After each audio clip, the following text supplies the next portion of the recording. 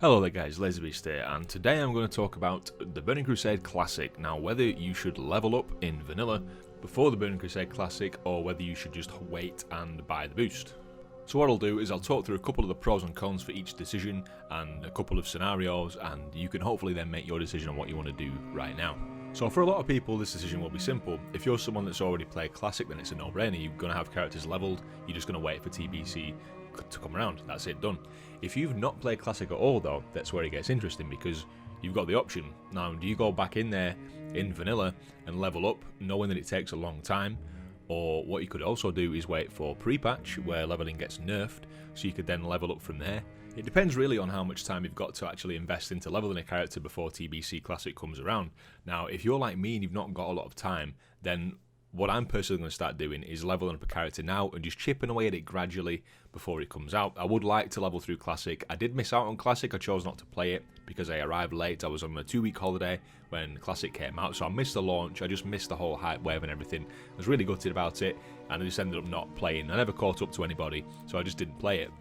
So if you're like me and you've not got characters leveled at all, really, if you might be like level 20 or something, then there's no harm in taking the time, if you've got it, to level up that character. If you plan on playing Burning Crusade anyway, then it could be the last chance you get to properly experience Classic. Now, obviously, everyone's that's serious about Classic has like cleared all the raids and stuff, but you could still get yourself in a guild that wants to go and do that with you so you can experience it.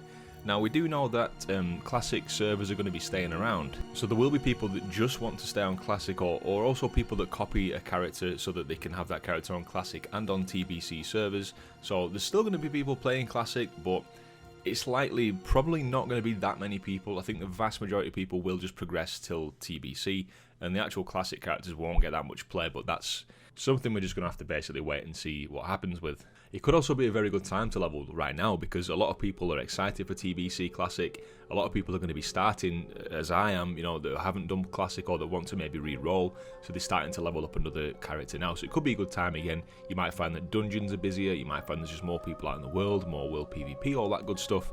So it could be a really good time to level right now. If you do level up now, a bonus of that is also you can get to level 60, obviously. You can work on your professions and other things like that, get them leveled up, because they also take a bit of a time investment. Then you can get some gold in your bags and stuff before the Burning Crusade comes around, so you feel a bit more prepared.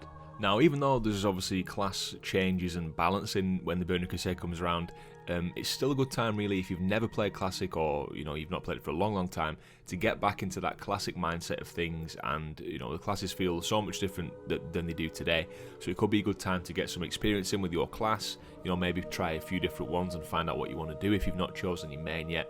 And you just get used to the core functionality of the class that you want to play, so that could set you up pretty well as well for when the expansion comes.